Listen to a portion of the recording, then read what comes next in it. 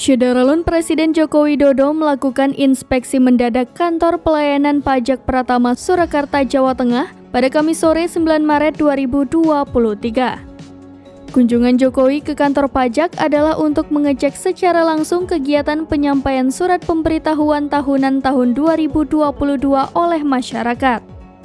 Jokowi menyebut hingga tanggal 9 Maret 2023, sebanyak 6,6 juta wajib pajak telah menyampaikan SPT.